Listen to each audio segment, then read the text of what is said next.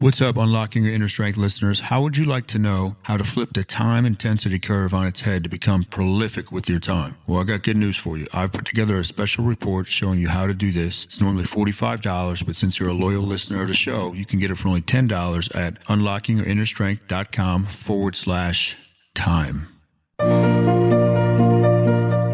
You're listening to The Inner Strength Show.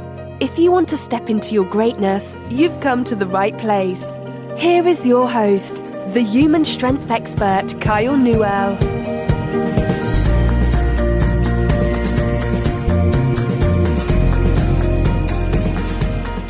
What's up, everybody? It's Kyle from Newell Strength and Unlocking Your Inner Strength once again. Back with episode number 67. Episode 67. It's actually warming up in my shed. It's now up to 58 degrees in here. When I started working this morning in here, it was 48 degrees, which is a big difference between when it was 110, 111 in the summer in here. And I almost couldn't work in here because I just kept dripping sweat on my keyboard. But anyhow, I love that. I love the, working in an environment like this keeps me connected, keeps me grounded, keeps me humble. All right. There are times I'll go to a coffee shop, but I like this. It keeps it rough, if you know what I'm saying. Today, I want to talk about competition and comparison. So with competition and comparison, the reason that's on my mind, Coach Mike went to a seminar on Sunday over here in Hillsborough, and the owner saw that he was wearing, it was at another gym in Hillsborough, a powerlifting gym, which I really know nothing about as far as that gym goes, very little. And there's a reason, which I'll tell you why in a little bit. But anyway, the owner sees Mike's shirt and says, our competition, or something to that effect. And Mike, Mike's a smart dude. He says, no, you're not our competition. We're not your competition. And he said the owner didn't really know how to respond to that and kind of gave him a look and then walked away. Now, this happens frequently in the township of Hillsborough. And we've already had it happening in Flemington, even though we haven't officially opened there yet. We have other gyms that are trying to tell people that we're their main competitor or we are their rival, when that's not true. That buzz you just heard was my Focus Keeper app on my phone, which I love. You got to get Focus Keeper. I'm doing 21-minute blocks today of focused work. Anyhow, I'm going to work through this break because there was an issue loading my computer, which took quite longer than I thought. So getting back to competition. As I was saying, I don't know anything about that gym. I don't know anything, to be frank with you, about any of our competitors, quote unquote, within the township of Hillsborough as far as fitness places go, because I don't view them as competitors. Okay, competitors are when you're vying for a position. Okay, a position in this case in the marketplace. Now, I view us, in my humble but accurate opinion, as on top of the mountain when it comes to fitness places and expertise and community in the township of Hillsborough. Everybody else is below us. They want to be where we are, and that's why they try to, in their brain, position themselves, we're their competition, because it makes them feel good about themselves. So they're always looking and trying to see what we're doing, trying to figure out the formula. But if they were wise and smart, they would realize that there is no specific formula, right? There's no specific formula that makes you you. This goes back to the concept of stacking. So allow me to explain this for a brief second. I'll use myself as an example. We all have this unique stack of skills. And if you don't have a stack of skills, you better develop some skills. And they're put together in a certain way that nobody can replicate you. Now, obviously, Newell Strength has grown, but what it was founded on was it was me at first, just me, right? So I took a unique and deep interest in the sport of bodybuilding when I was a junior in high school. Became obsessive with it. I started studying how the Eastern Europeans trained to gain muscle. This is all when I was a junior in high school. And then when I went to college, I studied fitness management, started really getting into some next level nutrition stuff, where I would go speak to the professors about nutrition, ideas that I had and concepts and theories, and they couldn't provide me the answers. They never heard of some of the stuff I was talking to them about. So, went from bodybuilding to nutrition. And then I got really into mindset, learning the brain, learning mind mapping, learning all this stuff.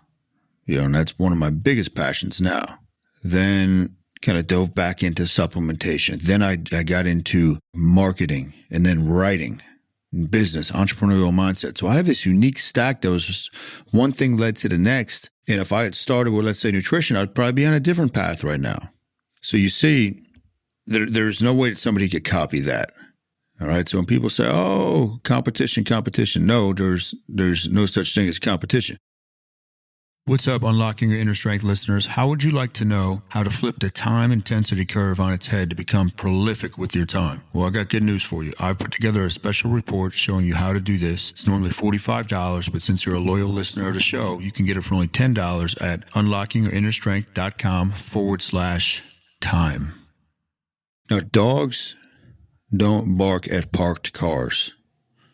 Let me repeat that. Dogs don't bark at parked cars. They're barking at the cars that are going by them, that are flying by them, that are moving and going past them. If you're stagnant and you're still, nobody's going to notice you. So that's another reason why everybody wants to place us as their competition. How does this apply in your own life? The competition also comes from a mindset of scarcity, thinking that there's not enough, right? So that's a different aspect of the mind that I like to tap into, as far as there's plenty out there for what you're trying to do, especially if you're unique. It's not all, okay, who wants to go to a gym and let's try to get the biggest market share and part of that. No, that's not it. There's going to be people that connect with your uniqueness no matter what it is that you're doing.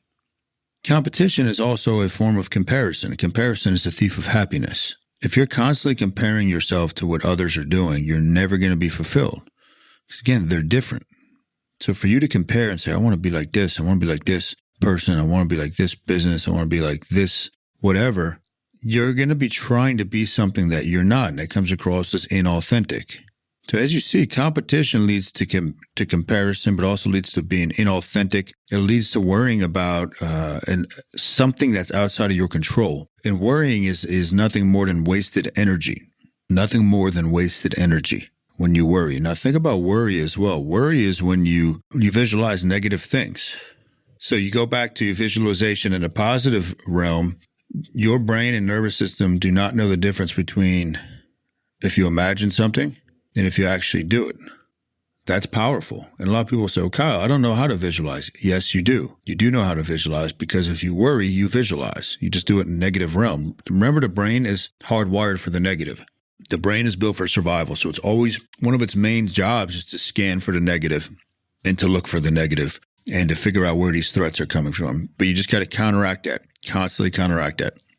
Now, your energy is really what using your time efficiently is all about. So it's really energy management, not time management.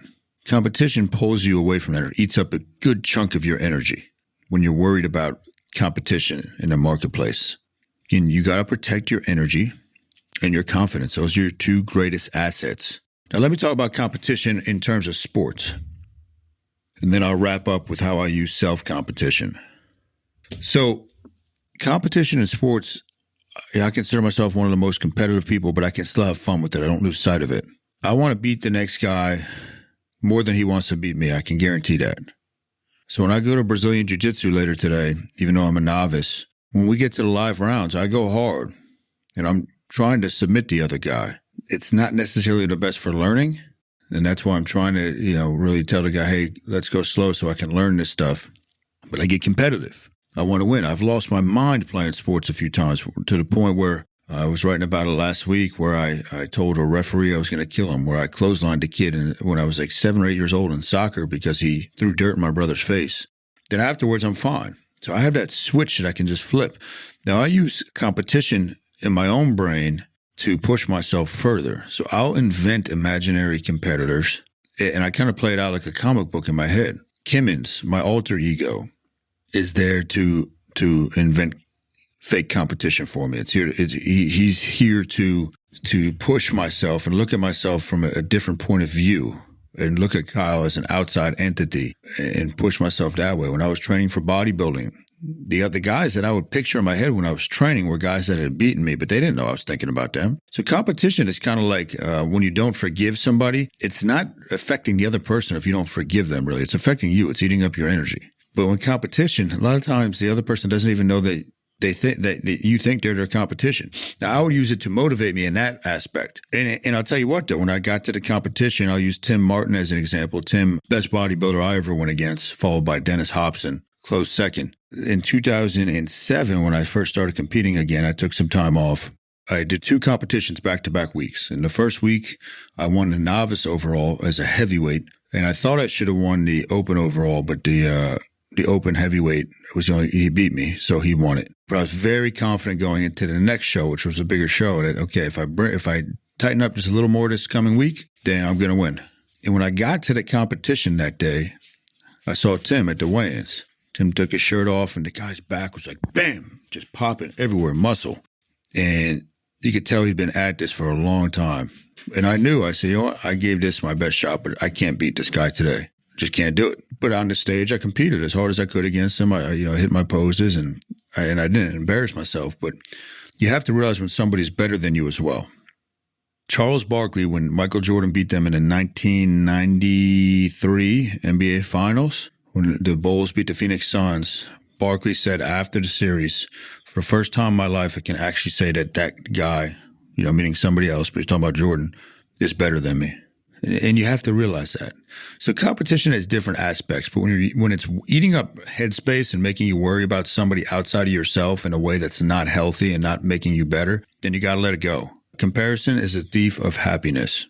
So that's all I got for you on competition today. Hopefully you can apply that to your life somehow. And if you are not on the email list, go to kylenewell.com and you can sign up there.